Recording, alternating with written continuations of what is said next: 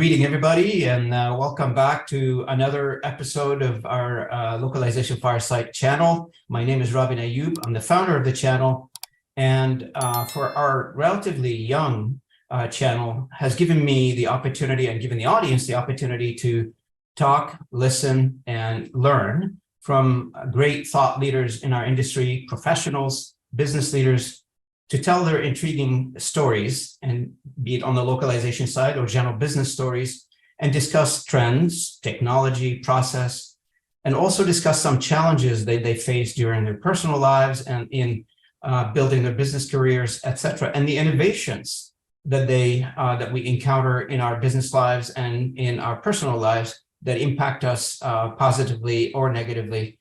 So if you have not done so already, I really invite you to subscribe to the channel, connect with us, interact with our content, and join our various channels. We exist on all of your favorite audio podcast and YouTube channels, so feel free to join us, comment, share, like our content. Today, I am honored and to have with me my guest, friend, and colleagues worked together before, Kristin Gutierrez. Kristin, welcome to the channel.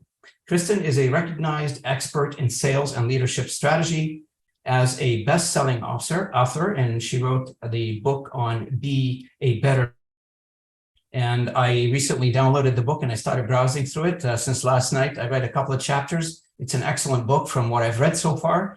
Congratulations on the book. Congratulations on being named the best-selling author, which is absolute honor, and also internationally recognized individual in terms of thought leaders. You've received many awards in that category. You've been working with Fortune 500 companies for many years.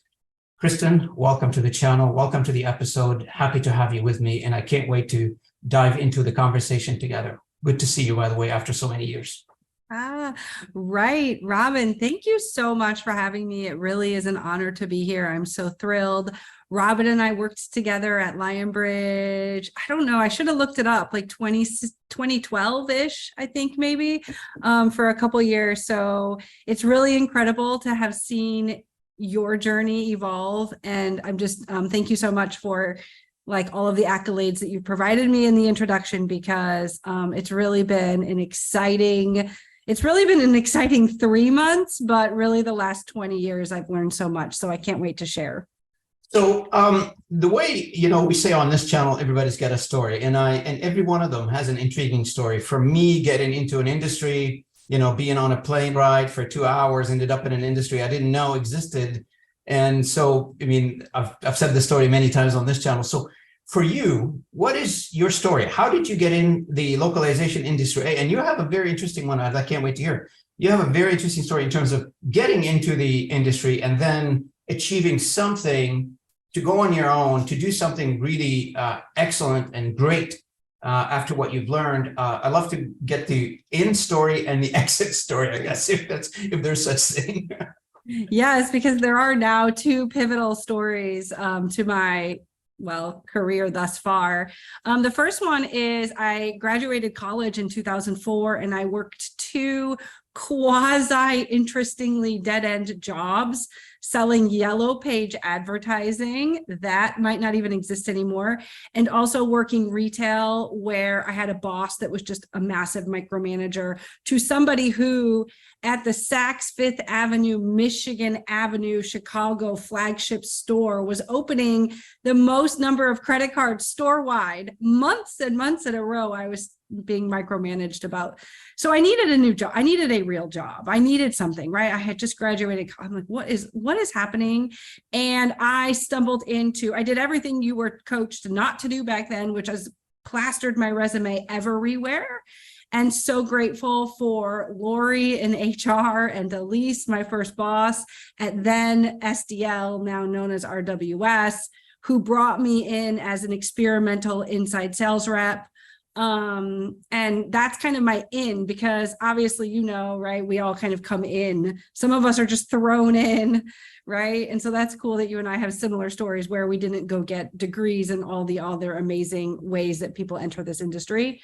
I was 2005, SDL's first inside sales, now kind of called business development rep, lead generator. I was the first for that. And it just so happened I was really good at it. And so in 3.5, like in the span of 3.5 years, like 2.5 years in, I was promoted to manager of global inside sales. And I was flying to the headquarters in the UK multiple times a year, training my sales team who, you know, I'm female, I'm young. I just told you I graduated college not too long before that. I was managing these older, mature men, right? And there wasn't a handbook that was given to me as to how to be a manager of inside sales because the role never existed. And so I had to, that's kind of what the premise of the book, right? Is like, I had to figure out my own way. And I didn't want to have to be like leading the charge in that regard, but I figured out that if I put processes in place, if I was compassionate, if I was human, if I learned how to manage my manager and all these other concepts we can talk about later, is that then I was both successful in my role and had a team culture that was really thriving, which meant they did better and then I did better. And so it was very self-reciprocating. So that's kind of how I got into the industry and a little bit of like what it was like the first few years. So, okay, so now that you're in the industry and, you know, 2004, 2005, and what year did you, you mentioned in one of the comments that I've seen online that you were let go from that last job because of changes in the organization, not because you've done anything wrong. So what year was that? Well, that was April 17th, 2023. So depending on when people are watching this episode, it's basically August, end of July, 2023 right now. So 4 months ago, I was let go. Yeah. And so have you done any thinking while you were still in the industry as to, you know, people ask this, you know, questions around, you know, I've seen some of your posts, which it's, you know, you speak in everybody's mind, I guess, in this case. So, you know, when people have this question in their mind, they're contemplating the answer to it. And the question is, I must have something bigger out there to do. You know, there's something bigger out there waiting for me, but we don't know what that is. And you talk about clarity, you talk about, you know, trying to figure out what you want, where do you want to go? And you seem to have crystallized all this. And it cannot be crystallized over the past 3 months. You must have figured it out before, you know, if I don't want to keep saying it, but to be let go of your job. Is that true? Or is there a process that you went through? How did you get to that, where you are now, from you were in the industry to where you are? Is it like a span of 3 months? I can't believe that. That's amazing. Well, it happened in 2022. So it happened a year ago. I was trying, like many vendor side PMs and sales reps and operational directors, I was trying to make my way to the client side. I had worked for a year under Anna Schlegel and Bridget O'Brien, Edith Bendermacher, and the whole team at NetApp. I had taken a pivot from my W-2 job selling translation services to work inside their globalization team, leading communications. And it was by design meant to be temporary. And I had just had my first baby and I realized I really needed like the full salary and all the things, right? And they didn't have a role for me. And so I came back, transitioned back. Actually, then I came to ULG. So I was really happy, right? But ever since then, I was like, wow, I am really, and listen, I loved being a vendor and I loved being a salesperson, but like, how do I leverage all of this experience that I learned in a very short amount of time at NetApp?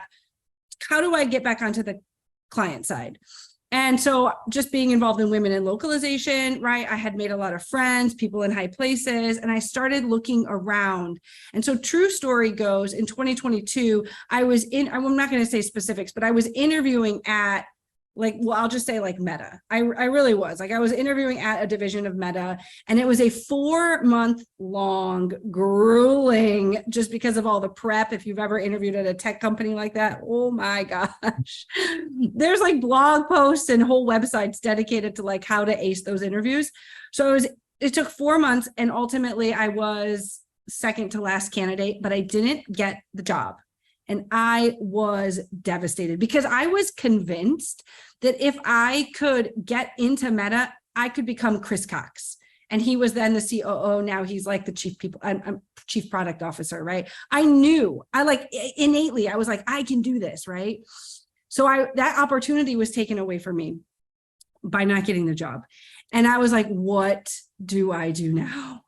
And so it was kind of like, I'm chasing this idea that I want to be like these incredible leaders on the client side in our industry, right? When I realized that I should lean in to, this is where the clarity and the purpose came from. I should lean into the purpose, my expertise, the sales, the leadership. And I sought out a mentor who could coach me on finding my purpose and gaining clarity on it in order to monetize and feel more fulfilled than I ever have. I'm so grateful to the universe that I was let go April 17th because, it wasn't personal. And ultimately, even if it was, like, they pushed me off a ledge, so I didn't have to jump. And it's crazy because I also was not prepared. And there's a whole lot of backstory there, but I was not financially prepared to not have a job. And I just leaned all the way in. So in October of last year, I bought mentorship and I spent a lot of money learning how, from people who had been there before me, how to identify my purpose, how to get really crystal clear on it. And then how to tunnel vision focus on one thing to monetize. And that started to look like consulting, language services providers, on sales leaderships, and executive strategy, right? And now it has evolved in a very short amount of time. But that's kind of the backstory is I was chasing one thing when I realized I should lean in to this thing. And then I paid for a lot of mentorship to help get me to where I am. Absolutely. And you bring up a very good point is that when we are in a position where we are right now, especially on the sales and business development side, we're not in an operational mode or a job where you only think in one single instance. If you're a project manager or you're an engineer or whatever you are, if you are in a business, you're exposed to many companies, many possibilities, many conversations. So when you decide to make a step like this, I'm assuming the ideas in your mind is like a ping pong tables. I mean, there's just everywhere, they're bouncing everywhere. And, I've struggled with this. And I'm talking to a few people right now that they went through this. And I've got a couple more episodes on the same topic where people were telling me I had to get, a clear definition of who am I, how do I package myself as an expertise. I've got a lot to offer. I've learned a lot over the years. Somebody must be able to make sense of it and apply it in their business. But how do I bring it to those individuals in their businesses? How do I get paid for it? How much? How do I market it? Who is my customer? Who are my customers? Where do I target? Top, bottom, middle of the business industry, etc. What industries do I go after? Those are big questions, and you cannot be you cannot be one solution to everybody. You have to focus. You gotta get it right, and you seem to have done that. Congratulations, that's great. Thank you. But you hit on all of the points, right? Which is you have to get clear. You have to identify, just like in sales for LSP world, you have to identify your niche market, or in that case, sometimes it's assigned to you. Hey, Kristen, you're calling on the software vertical in 6 states. Or when I met you, it was I had carved out the market research space for Lionbridge, right? So what is your niche? And then who is your avatar within the niche? And then going. And then, yeah, you're right. As an entrepreneur, it's so exciting because you really you need to be clear and you need to be focused, because otherwise they'll chase your tail all day long. And you're like, oh, I should do this. I should do this. I should do this. And one thing I don't do is focus on my branding or my sell pages or anything that's not making me money right now. That stuff is very important and it will come, right? But I'm focusing on monetization because that's what I need to do to keep the roof over my family's head. So, which brings us to another question, which everybody is, gets really anxious and develop sometimes some anxieties about. And I know a lot of people that were employee and that they made the jump to become an entrepreneur. is that they're leaving some sort of like the comfort zone, if you will, the regular paycheck, the job that protected them or gave them the life that they had for the past however many years, and they're moving to the unpredictability of being an entrepreneur. There's a pros and cons to everything in this life, right? So you get the freedom, you get to make your own decision as an entrepreneur. You get to make your chart your own territory, if you will, and your road, how you want to drive your company or your business, because you become the company. It's you who now, Kristin.com is the company. I'm just comparing it to a .com company, but it could be anything really. And then to take this and from what you were as an employee to where you are right now, I have two questions. One is that bridging, you must have had some gap where you were not making money and you have a family. How did you deal with that? And the second one is, are you happier now? Which is a very, very important question that everybody asks.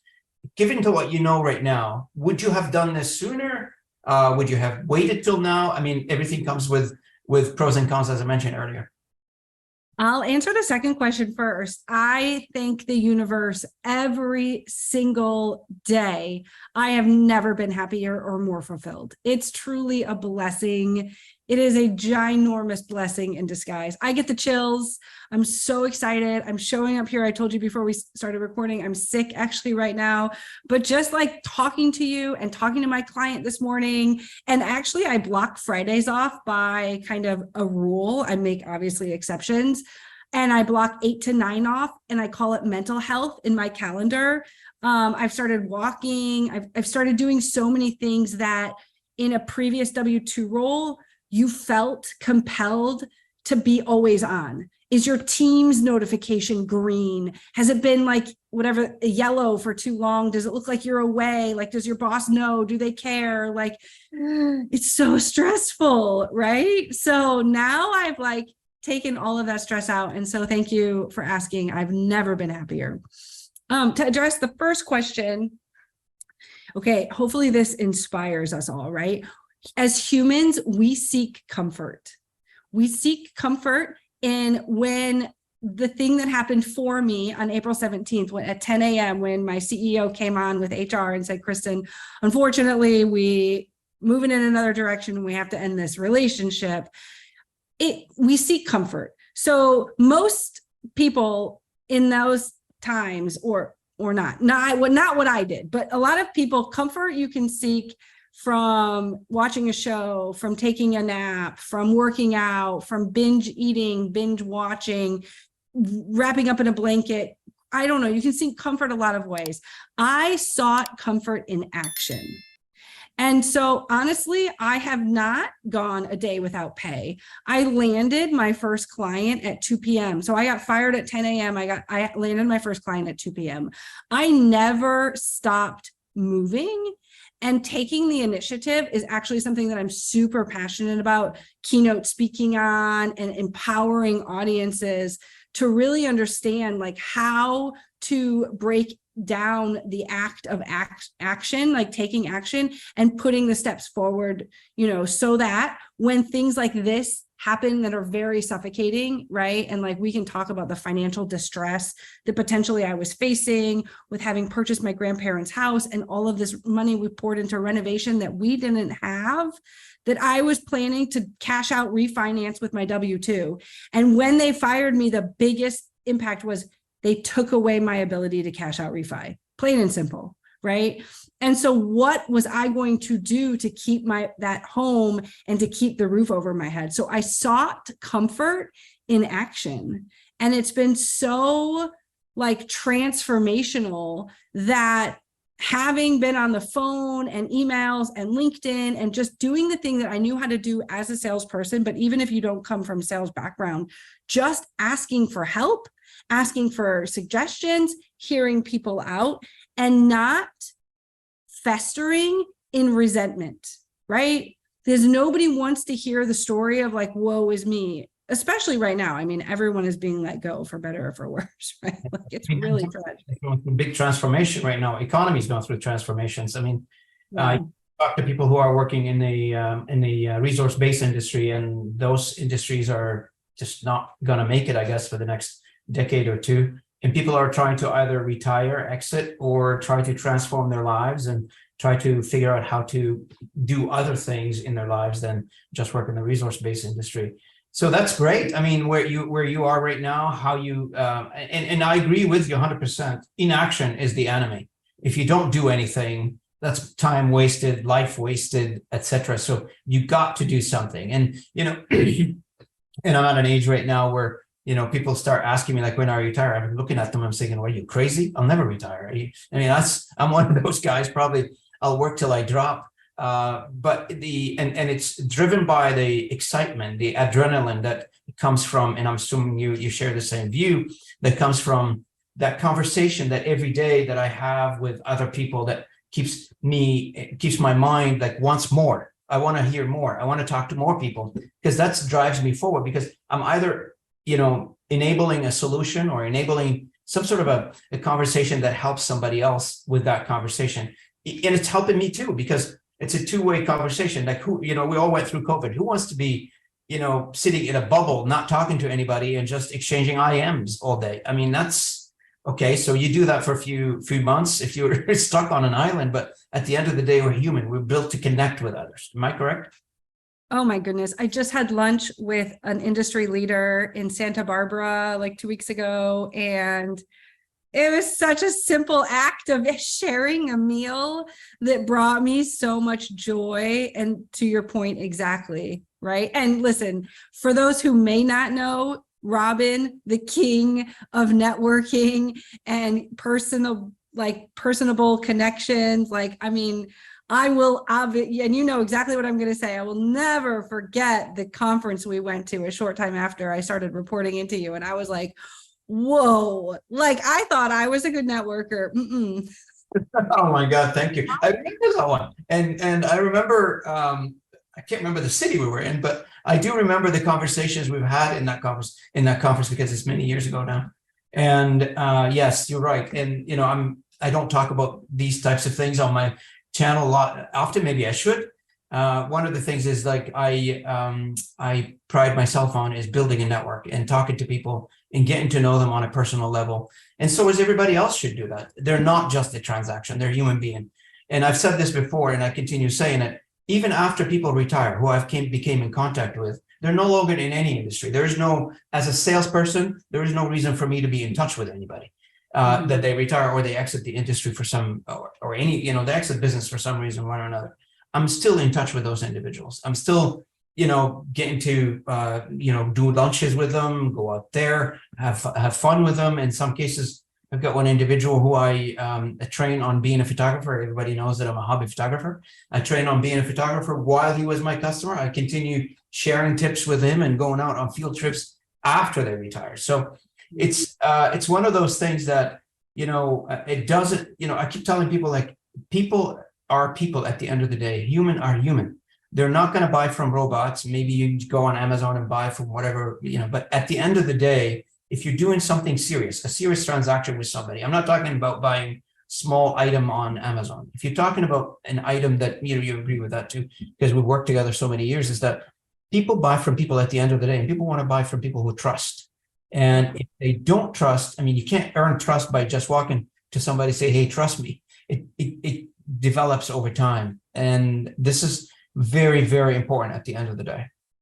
Well, my saying for years was people buy from people they know, like, and trust. So now, as of this moment, I'm going to credit you, obviously, for having given me that concept. And it was Montreal. We were in Montreal. I do remember. Right. Or at least for one of them, we were in Montreal. But yeah, people buy from people we know, like, and trust. And so your job, whether you're in sales or operations or you're an entrepreneur, is to bridge the gap between I don't know you and I don't trust you.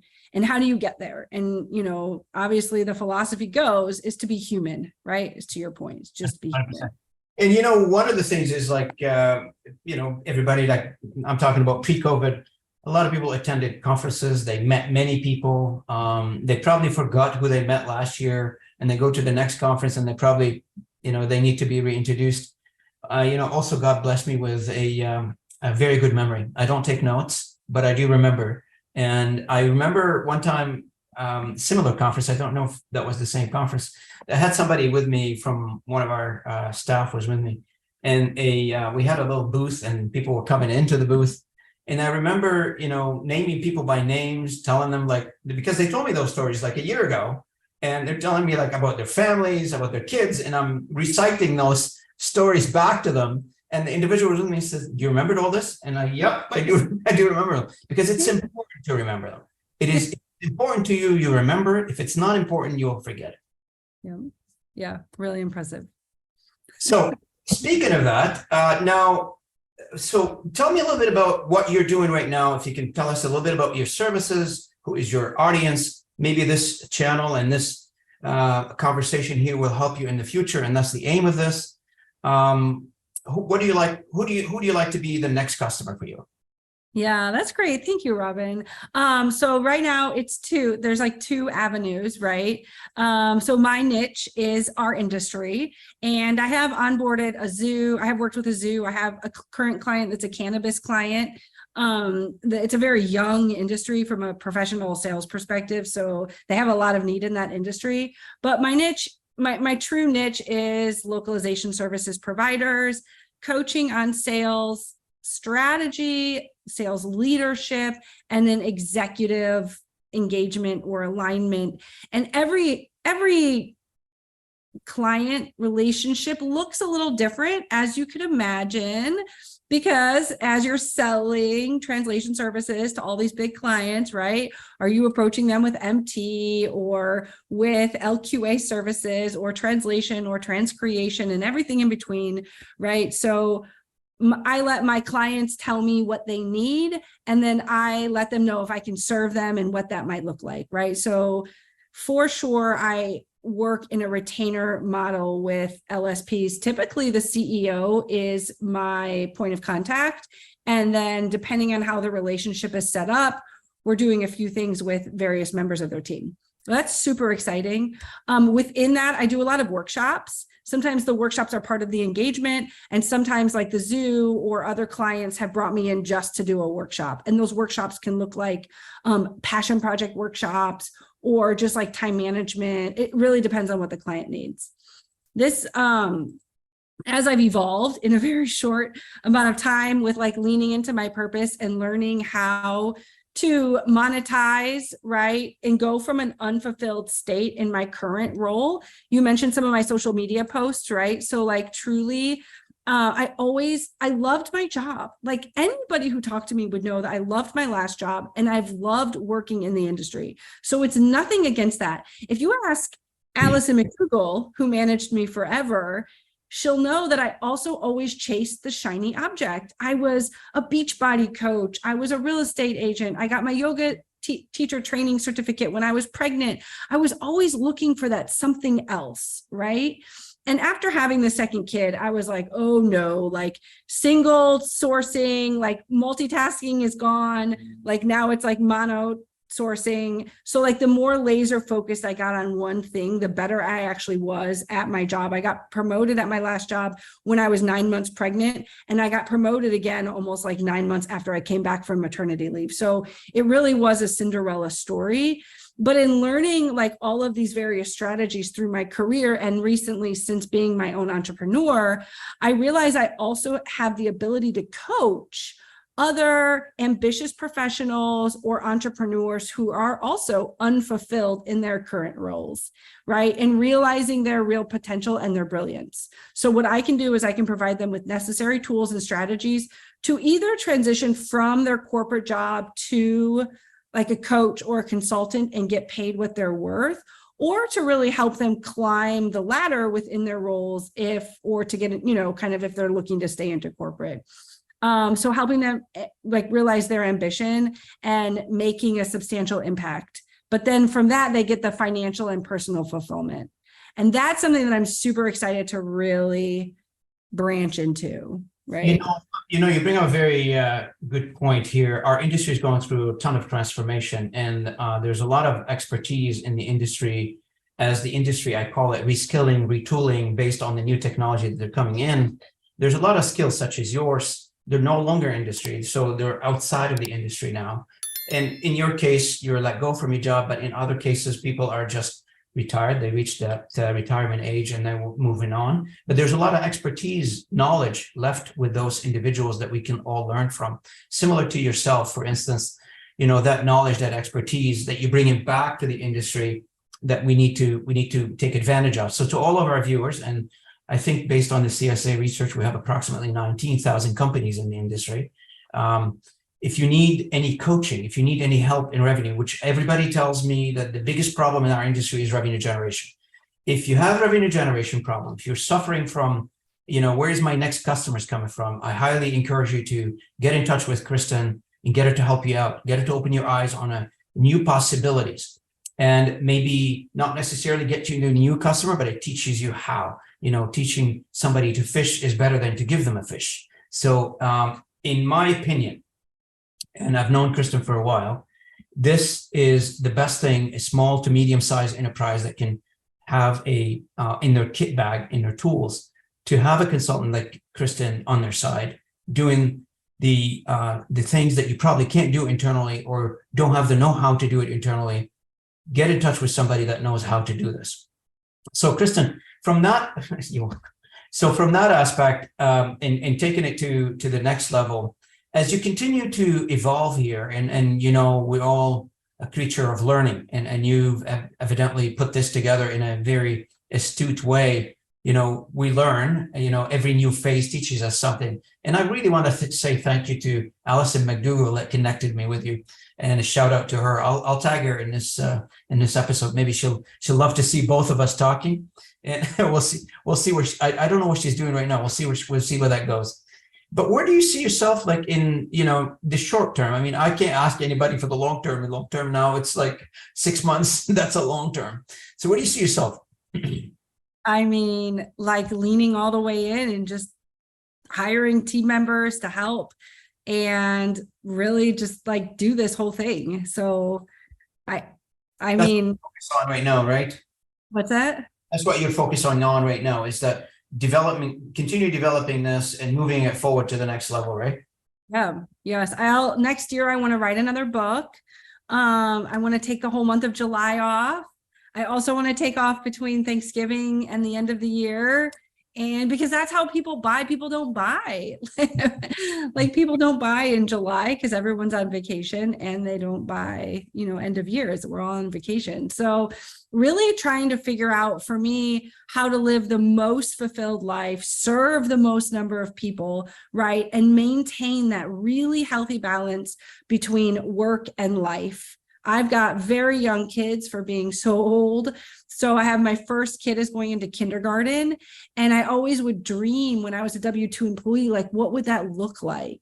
Because obviously there's a lot of content out there now about working parents and just truly how hard it is, and could I take off at 2 o'clock in the afternoon when they're out of school, and what does that look like? So I know you said what's your short-term goal, but like midterm, long-term goal is really to keep blocking time on the typical Monday through Friday calendar while continuing to serve more people and live an extremely fulfilled life. Kudos to you. Raising a family nowadays is not easy. On working parents, we're not in the 50s or the 30s anymore, where one individual worked and the rest of the family took care of the other parts of the family. This is a different world now, and kudos to you. Hats off. I've got a lot of respect. I don't have kids of my own, but I've got a lot of respect for people who do that. Who's got a family, they're raising them, they have a career, they're maintaining their career. It's not easy, and I know some people make it look easy because they're good at what they do. It's like when a mechanic is very good at changing your water pump in the engine. Oh, I can do that. But you try to change the water pump in the engine, there's no way you're going to be able to do that. But thank you again for your contribution to the industry. So moving along now to the industry itself. So now that you've worked in the industry for many years, you are helping the industry as a consultant. If I ask you a broad question regarding what's your views on the industry today, and how do you feel about the industry? Yeah, that's a great loaded question. You want to go more specific than that, so I'll leave it to you. Well, yeah, I mean, you could take that a million different ways. So in the course of my career, I learned how to be a machine translation subject matter expert. And selling machine translation was a big joy of mine. In fact, I won a award for creating the innovation framework, which was used to introduce concepts like machine translation, but and we could do a whole nother session on it. You could introduce anything to a client, especially a sophisticated client, and use the framework to drive toward a common goal of figuring out if this vendor could partner with this client to serve them how they want. So I think especially now with AI, right? I mean, it's not just machine translation anymore. Now it's ChatGPT and all the other AIs and everything. I'm very much on the side of the fence where people argue, listen, I came in, my role was delayed joining SDL. I first heard about it whenever 6 months later I got hired. And my boss told me it's because SDL had just acquired Trados, and like the SEC was like, investigating it. So like Trados coming really large into the scene, and obviously translation memory, and this whole concept was that in and of itself going to replace the translators, right? And now, like, how is AI going to impact the supply chain? I'm very much on the side of the fence that just like MT and all of the other AI now, it's aiding in the translators being able to get back to the core of what they really love to do, which is subjectively like transcreate, and we just have more and more content these days, right? The other thing that I'm a subject matter expert in is e-learning, which is also really kind of ironic with where the industry has to go, and voice AI, which would be considered like MT, right? So like voice AI and MTing your e-learning content, because people don't have attention spans anymore to watch a 1 hour webinar. And you've got more and more training you need to do, especially now that all employees are working from home, right?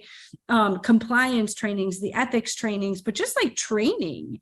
And like, how are companies, the clients, spending their time, money, and effort on creating these trainings? And then how much are they spending to ask their vendor partners to translate the trainings, right? And so I see the industry embracing all of this AI and figuring out how to offer more creatively without losing profitability, hopefully, in fact, by gaining profitability, right? On how to implement ideas and concepts while leaning in to all of the new technologies. So it's kind of a long-winded answer to say, I think it's embracing the AI and the MT, and I think it's leveraging it to our best vendors as the best of our abilities. And I think it's really looking at like huge content, because like back in the day, 2010, 2008, companies were creating software and they had like huge manuals, documentation requirements to translate. And if you got in first with that client, that's where you'd see a huge chunk of change, because the documentation was so heavy that the vendors would make a lot of money translating that for these clients. But while you still see it a little, you don't see it a lot. So like, what are you seeing? You're seeing MT and AI, and like, how do you lean into that, right? And how do you just get ahead of the curve and use something like the innovation framework to push your ideas and your subject matter expertise to the client and buy them into this process downstream so that you can win more business and, see higher profits. Right. So, and, I completely agree with you that leaning in onto the new and try to make sense of it, and in terms of developing services surrounding those technologies and offering them to your customers. I guess from my perspective, that's very important for the survival of some of those companies and the industry in general. The other thing too is, I'm not ssure if what your comments are on this, it's just the industry in general. Like I just felt this for many years, that we are a sub-industry in a bigger knowledge-based industry. And we sort of, over the years, and not to it's okay to do some self-criticism on our industry, or self-assessment on our industry, not criticism, just the way it is. We sort of built walls around the industry, and it stems from the translators themselves, being that, translators are specialized in translation. That's the industry is trying to come out of that, but the translator is still the core fundamental of our industry. So being in a knowledge-based economy, and you're a tiny piece of that knowledge-based economy, and just, if people can relate to what I'm saying right now, as an example, for instance, a company launches a project, they want to do, let's say, a mega website or medium-sized website, cost them, they have to hire the marketing agency, they have to hire the design agency, the content writing agency. That project would cost millions of dollars to put together. Now, toward the end, somebody says, oh, you know what, we need to translate this. So let's send it to the translation agency. The translation agency makes $30,000, $40,000 translating a website. So the purse size of this, it's very tiny for the language industry from the aspect of how much this organization have paid on developing a website.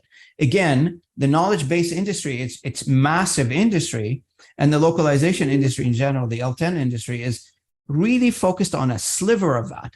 And this is where, the discussion and the service offering needs to expand on the technology side of things, offer more technologies to sustain what you currently have, but broaden the horizon as well to offer other types of services related to knowledge base that you could probably integrate directly into the business. People are going to say, well, that doesn't fit my business. You're in the knowledge base industry. You hire specialists to do the work. You can hire other specialists to do the work. Yeah. I think it's really fun. I'm like sitting here. Yes, you are obviously right. Like, we are one small piece of this very large ecosystem, and there is millions of dollars changing hands when a company is buying a CMS, buying like technologies and like implementing all these processes. So yeah, it really will be a fun, like the last 20 years has been super exciting and very rewarding for, somebody who predominantly worked on the sales side of the industry, minus the NetApp stint, right? So like, it'll be really exciting to see what happens in the next 20 years and how, like you say, we continue to evolve and embrace and adapt all the new things coming our way. My last, and before we close it off, I'd like to ask you one question. Hopefully I don't put you on the spot, but what is your best sales story? Oh man, why can I only think of my worst sales story right now? This is whatever comes to mind and whatever you're comfortable with. Well, I have so many sales stories, but really in my last role, because I think it's more top of mind. So within the last 4 years, I came in as an account manager, which was something that was a really hard job for me to get, because in the industry, sales took a split about 10 years ago, where at Lionbridge, we, before we acquired you guys anyway, like we kept what we hunted. So we hunted and we account managed all of our accounts, right? So I have so many great stories from there of just like winning accounts and getting to manage them for the length of the 6 years that I was there, right? I have so many good. So another good story, and I didn't even tell the original one. So there's 2 good stories. Let me tell them real quick. So one was Exact Target. They got acquired by Salesforce.com. And I really, I called on the Midwest software, and I really wanted to work with them. And the director of documentation was like, you're not a vendor. And so I figured out by calling around the organization and by reading online that they were getting ready to go global. And so I called their counsel, their legal department, and it just so happened they had contracts that they needed to translate. And that was not something that Lionbridge typically wanted, like ad hoc, piecemeal, transactional jobs. But I convinced the counsel within Exact to sign an MSA, because he's the guy looking at the MSAs anyway, right? Like, yeah. He's like, yeah, sure, we'll sign the MSA. Like, yeah, sure. Oh my gosh. So I leveraged that MSA to go back to the head of documentation to be like, well, now we're a vendor and we're working with you and we have an MSA. And so she invited us to her RFP and we won it. So that was like, wow. This is for an answer. It's just no for an answer. It doesn't exist. Yeah. And then the original story that I was thinking of was within this role, right? I inherited an account, and the former account manager didn't know his way around MT. He just didn't. And that's where this innovation framework really started to come to light, because I inherited the account and the client is frustrated because all they've been doing is asking for MT, and they're obviously bombarded by other vendors left, right, and center, right? And this had been a client of theirs for like forever. And I was like, wait a second, we can do MT. And I took them down the process, using the framework step by step by step, to testing it, to analyzing the data, to retesting it, to looking at the results, to letting the client make the decision which languages, which content groups. And that was then 2.5 years in the making. And it's a successful, thriving program. And it was really from inheriting a client that was very unhappy to turning him into my first ever real executive sponsor. And all of the other main stakeholders that worked there were champions and supporters. It was very, very rewarding. Congratulations. Excellent 2 stories. I really appreciate you sharing this with me and the audience. Kristen, I'm not surprised with all your successes. Having worked with you before, you could tell when an individual is ready and willing to do bigger and better things in their lives. And you've demonstrated this over and over again. So to all of our audience, again, if you do not have a sales infrastructure in place, I highly encourage you to look into building a sales infrastructure for yourselves. It'd be very good and excellent and sometimes savior of an addition to your organization as the industry continue going through the transformation that we're going through right now. And trust me when I say that, with all due respect to your project managers, they are not your sales team. Your sales team is a sales professional.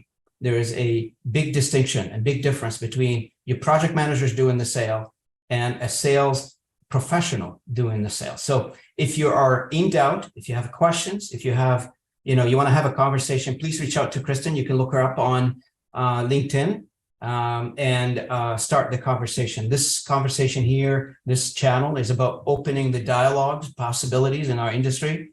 It is not sponsored by anybody. It's my own personal initiative. And I felt like we should do this. I should do this. Somebody should do this. And not that I need another responsibility, to be honest with you, but here you go. We're taking this on, and the goal of that industry, the channel here, is to continue fostering conversations to open up the industries to possibilities, to success for the 19,000 entrepreneurs in the industry, regardless of their location, regardless of where they are geographically. Kristen, I want to thank you for being with me on this channel today and for parting comments. Any before we close it off, anything you'd like to add to what has been said today? Well, thank you so much for taking the initiative and putting together this channel and this resource, because I really think it's an amazing thing for our industry, right? And yeah, anybody can reach out to me on LinkedIn or hello@beabettersalesleader.com. And I'd be honored to have a dialogue to see where they are today and if I could support them. Well, I hope you get something out of this conversation. I'm sure you will. Others have done marvelous things resulting in this conversation. They got opportunities, they got leads out of it. I hope this opens the door for possibilities for you. Kristen, thanks so much. Great seeing you after all these years. Don't be a stranger for this channel. Mikasa is Sukasa. This channel is yours. Anytime you have an announcement to make or you want to have a conversation with the broader audience, you're welcome back anytime you need, anytime you feel like, now I need to get the message out. Please consider us or consider this channel your channel anytime you like. For the audience, thank you so much for joining me today. I really appreciate your listening to this podcast and viewing this YouTube video. Much appreciated. If you like what we do here, please subscribe. Consider subscribing. It doesn't cost you much, just a click of a button. Subscribe to this channel and comment and like our videos. I really appreciate it. Thank you so much again, everybody, and enjoy the rest of your day.